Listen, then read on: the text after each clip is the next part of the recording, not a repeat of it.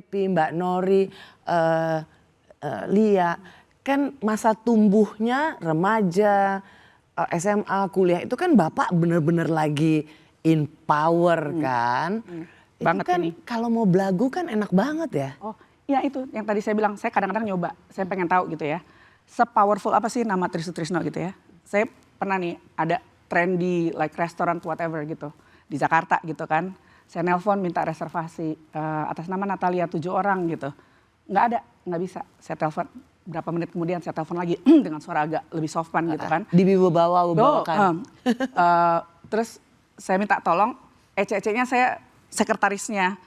Ibu lihat Trisno Trisno langsung dapat berapa orang Bu? Gitu. Ternyata emang laku gitu Mas. Yeah. Gitu. Jadi saya suka bercanda gitu. Jadi lihat Trisno Trisno itu kayak nama panggung gitu. Kalau saya bilang namanya Natalia Indra Sari nggak ada yang tahu gitu. Lihat Trisno Trisno tahu gitu. Nah makanya kenapa nggak digunain aja? Nggak usah, ngapain juga. Tadi ada cerita Mbak, tadi Jadi kita cerita. moral ceritanya dalam sekali ya. Jadi boleh pakai Trisno, tapi yang paling Jadilah penting jadi dari musik. menjadi anak Trisno itu adalah bagaimana melakoni hidup. Itu sebenarnya pesan moralnya ya Bu ya. Jadi jangan sekedar disandangkan di nama, tapi kemudian you're a loser. Cuman bisanya kronisme atau cuman ini tak. Ini mungkin sedikit cerita waktu pas kebetulan Mas Cepi masih di luar semuanya. Saya yang di Jakarta. Pas waktu itu Bapak pas Wapresen. Terus dari pas Pampres itu grup B datang. Sebelum itu ini dulu waktu Panglima TNI. Panglima TNI dulu kan datang dan Denma.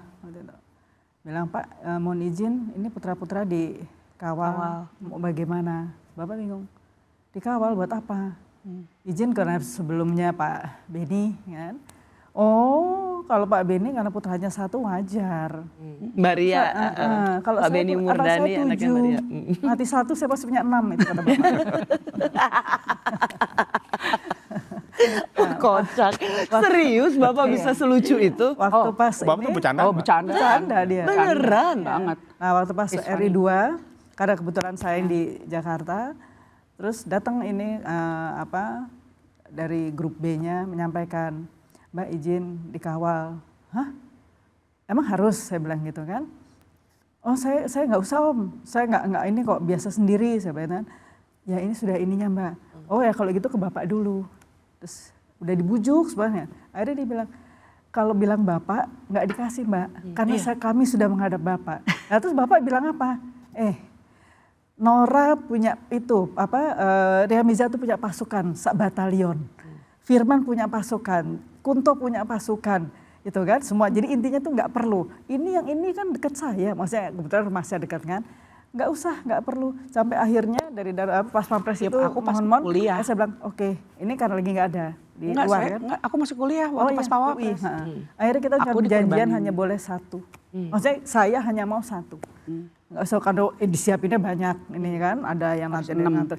Terus saya jadi kayak ibu pejabat kalau di depan, iya nanti kalau Mbak nanti ke Tanah Abang, jadi turun nanti di lobi, yang satu supir biar nganter. Enggak kalau gitu saya ikut ke tempat supir aja dulu, bareng parkir dulu, baru turunnya bareng-bareng, jadi saya nggak usah banyak-banyak. Wah. Itu karena Papa wanti-wanti. Jadi itu karena Papa, bukan kamu. karena Papa bukan karena kamu. Sebenarnya Papa udah mau begitu, cuman kalau ke saya jahil. Kan dibilangin menurut protap katanya harus 6. Jadi 2 di mobil kita, 4 di mobil belakang.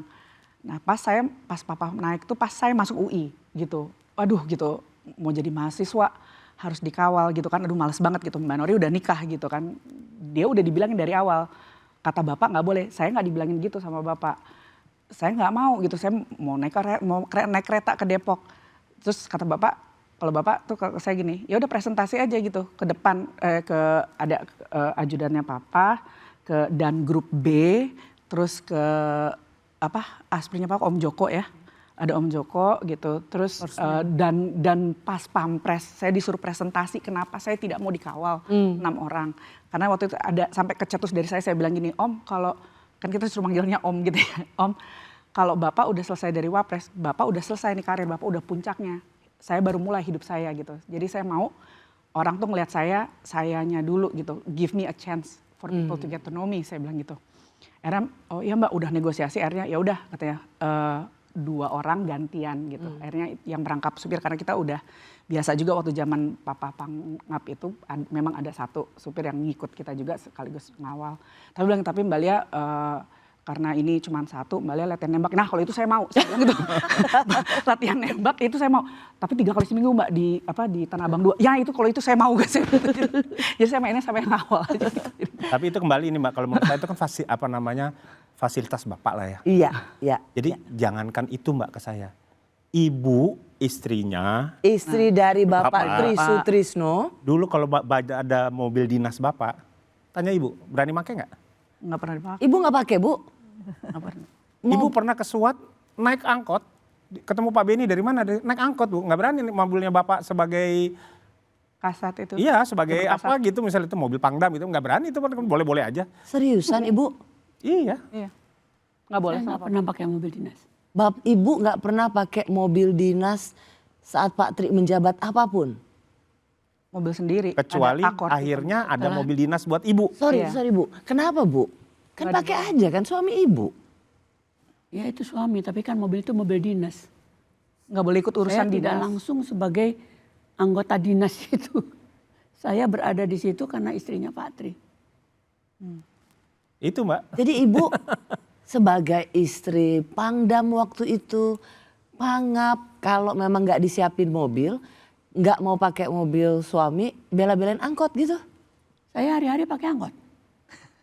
Bu Tuti yang bener. Saya sudah cerita ya. Saya dari rumah kami di Pasar Rebo, Bulak rantai Mbak. di Bulak Rantai. Saya naik jalan kaki ke pinggir jalan situ, terus naik oplet sampai Senen. Dari Senen saya naik beca mau ke Mabesat.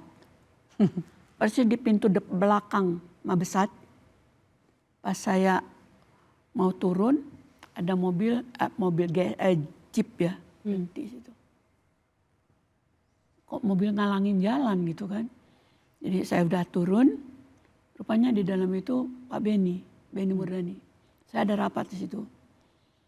Bapak waktu itu di SWAT 2. Mau kemana? Ada rapat Pak. Kamu naik apa? Naik beca, gitu. Pak Beni terus pergi aja gitu kan. Besoknya di depan rumah, saya pulang dari mana tuh sekitar jam 10-an. Ada satu mobil apa sih? Honda Live. Honda Live. Honda Live. Bukan Honda Live dulu. yang akord. Yang kecil tuh. yang Abis itu kecil. sama Papa izin ditukar tambah digedein dikit. Honda Live Yang kecil, banget tuh. Honda Live. Ya. Honda Live. Itu sama ada supir nunggu di teras gitu kan. Ini dari mana Pak? Ada perlu apa gitu. Saya ditugaskan Pak Beni mengantarkan mobil ini untuk Ibu. Untuk saya. Saya kan biasa naik oplet, saya bilang sampai bercanda kan. Nah Bu ini betul-betul. Jadi si surat-surat itu nama saya semua. Saya nggak tahu juga itu KTP saya bisa sampai ke Pak Beni. Honda yang kecil dulu Mbak. Honda Live. Itu Kecilan karena dari Civic. Pak Beni waktu itu apa Bu? Pak Beni Murdani. Di SWAT 1. Oh, oke, karena ngelihat, aduh, masa Bu Trisno naik beca langsung jadi dikasih mobil. Langsung kasih mobil. Nah terus Tapi kenapa sih Bu? Kenapa? Itu kan ya sesuatu yang lumrah, tidak juga abusive, tidak juga. minta saya. Tapi ya itu apa namanya hati beliau yang mungkin tergugah. Kok istri seorang perwira waktu itu ya. Dengan posisi seperti itu istrinya naik angkot, naik beca. Karena dari Pasar Rebo, rumah kami Pasar Rebo sampai SWAT kan sampai Senen saya naik beca, naik angkot. Dari situ saya naik beca ke SWAT 2 mau ada rapat. Papasan pertemuan sama Pak Beni. Dari mana kamu? Ada rapat Pak gitu. Beliau nggak bicara apa-apa. Terus langsung masuk. Besoknya tuh ada mobil di rumah. Iya, tadi pertanyaanku gini soalnya Bu Tuti.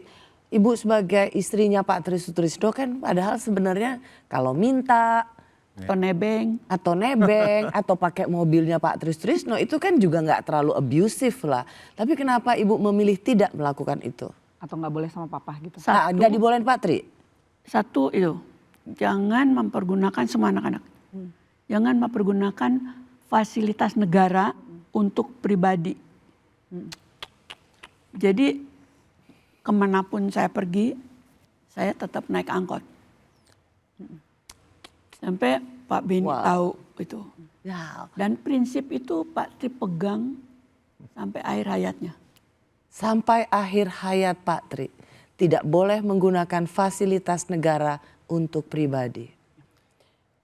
Jadi mungkin kalau ininya nasihat besarnya Mbak ya, kayak tadi Ibu kayak itu kita juga nggak berani gitu ya untuk itu, terus ada hal-hal yang lain tuh kalau saya lihat tuh gini, kalau buat Bapak ya, jadi kita benar aja nggak cukup, harus bijak. Kayak tadi kan boleh aja dong pakai nama, boleh aja makin boleh, tapi coba lebih bijak. Jadi kadang-kadang melihat sesuatu yang mestinya nggak apa-apa, tapi kita pikirin lebih gitu. Ya. Rasanya mendengar cerita Bu Tuti dan kemudian itu dari Mas Cepi, Mbak Nori sama Lia, wow, kami harus malu, bukan siapa-siapa, tapi rasanya udah seperti orang yang berhak atas fasilitas yang sebenarnya bukan buat kita. Malam hari ini kita belajar tentang kesederhanaan dari seorang Trisno yang di masa ia bertugas sesungguhnya ia punya segalanya.